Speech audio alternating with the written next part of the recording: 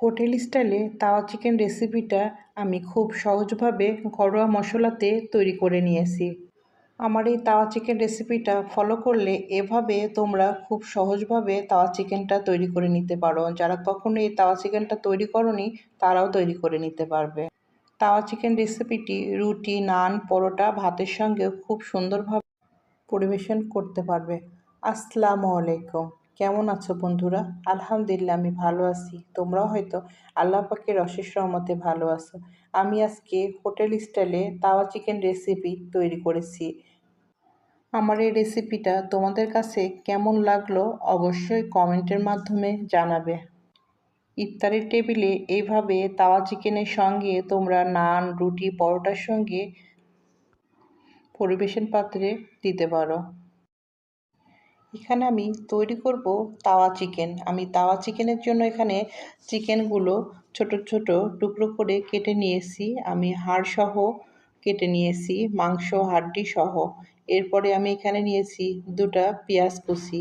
এরপরে আমি এখানে নিয়েছি আদা বাটা, রসুন বাটা, পেঁয়াজ বাটা। তাওয়া চিকেনের জন্য আমি তাওয়াটা বসিয়ে দিয়েছি। তাওয়াটা গরম হয়ে আসলে আমি পর্যাপ্ত পরিমাণে তেল দিয়ে নিচ্ছি। তেলটা গরম হওয়ার পরে এখানে আমি পরিমাণ মতো রসুন বাটা, পেঁয়াজ বাটা, আদা বাটা দিয়ে নিচ্ছি। তেলের সঙ্গে কিছুক্ষণ আমি আদা, পেঁয়াজ, রসুনটা ভেজে নেব যেন মশলার কাঁচা গন্ধটা না থাকে। এরপরে আমি এখানে যে পেঁয়াজগুলো কেটে রেখেছিলাম সেগুলো দিয়ে নিচ্ছি। আমার এই রেসিপির এই পর্যন্ত যারা চলে এসেছো এখনও একটি লাইক দিতে ভুলে গিয়েছো, প্লিজ একটা লাইক দিয়ে ভিডিওর সঙ্গেই থাকবে। আমি পেঁয়াজ কুচিগুলো দিয়ে নিচ্ছি। এরপরে আমি আদা, রসুন, পেঁয়াজ সহ একসঙ্গে কিছুক্ষণ ভেজে নিব, মশলাগুলো যেন কাঁচা গন্ধটা না থাকে। এরপরে আমি যে ছোট ছোট টুকরো করে মাংসগুলো কেটে রেখেছিলাম, পেঁয়াজ রসুনগুলো ভাজা কমপ্লিট। আমি এখন চিকেনগুলো দিয়ে নিব। এই চিকেনগুলো দিয়ে আমি কিছুক্ষণের জন্য ভেজে নিব। অল্প সময়ের মধ্যে এই তাওয়া চিকেন রেসিপিটা তোমরাও ঘরে তৈরি করে নিতে পারবে আমার এই রেসিপিটা ফলো করলে।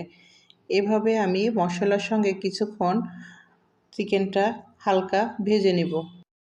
তাওয়া চিকেনের জন্য আমি চিকেনটা পেঁয়াজ, রসুন, আদা বাটার সঙ্গে আমি কিছুক্ষণ ভেজে নিয়েছি।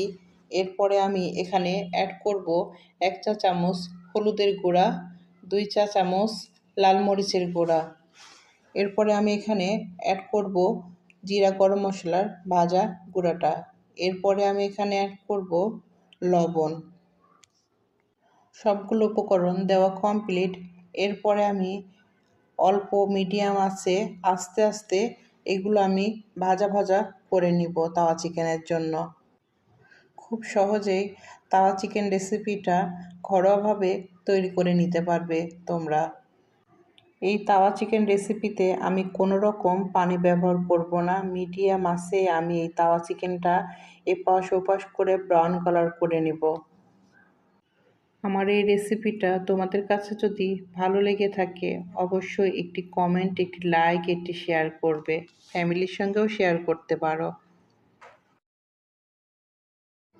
তাওয়া চিকেন রেসিপিটা অনেকটা ব্রাউন কালার হয়ে আসছে। এরপরে আমি এখানে পেঁয়াজ, কাঁচামরিচ কুচি, টমেটো কুচি দিয়ে নিচ্ছি। এটা দিলে স্বাদটা আরও দ্বিগুণ হবে। এরপরে আমি অনেক সময় ধরে আবার টমেটো কাঁচামরিচের সঙ্গে চিকেনগুলো ভেজে নিব।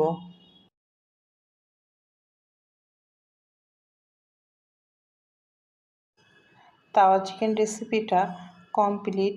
এরপরে আমি 1 ফালি লেবু রস চিপে দিয়ে নিচ্ছি।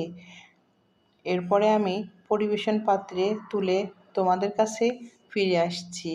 খুব সহজেই কিভাবে তাওয়া চিকেনটা তৈরি করলাম। সময় তো আলু, বেগুনি, পেঁয়াজও তৈরি করা হয়। এভাবে একদিন তাওয়া চিকেন রেসিপি রুটি, পরোটার সঙ্গে ইফতারি টেবিলে পরিবেশন করতে পারো। ছোট থেকে বড় সবাই পছন্দ করবে ফ্যামিলির। এই রেসিপিটি আমার ফ্যামিলি সবাই পছন্দ করেছে, এই জন্য আমি তোমাদের মাঝে শেয়ার করলাম। হোটেল স্টাইলে তাওয়া চিকেন রেসিপিটা আমি আজকে পরোটার সঙ্গে পরিবেশন করেছি। এই তাওয়া চিকেন রেসিপিটা এত সুন্দর টেস্ট হয়েছিল তোমাদেরকে বলে বোঝানো যাবে না। তোমরা চাইলে এখানে রুটি ভাত সঙ্গে পরিবেশন করতে পারো। এখানে আমার হোটেল স্টাইলে তাওয়া চিকেন রেসিপিটা কমপ্লিট, আমি পরিবেশন পাত্রে তুলে নিচ্ছি। আমার এই রেসিপিটা তোমাদের কাছে যদি ভালো লেগে থাকে অবশ্যই কমেন্টের মাধ্যমে জানাবে, আর যদি খুব বেশি ভালো লেগে যায় ফ্যামিলির সঙ্গে শেয়ার করবে। আমার এই রেসিপির সঙ্গে এতক্ষণ পর্যন্ত যারা আছো ওদেরকে অসংখ্য অসংখ্য ধন্যবাদ, অনেক ভালোবাসা। আল্লাহ।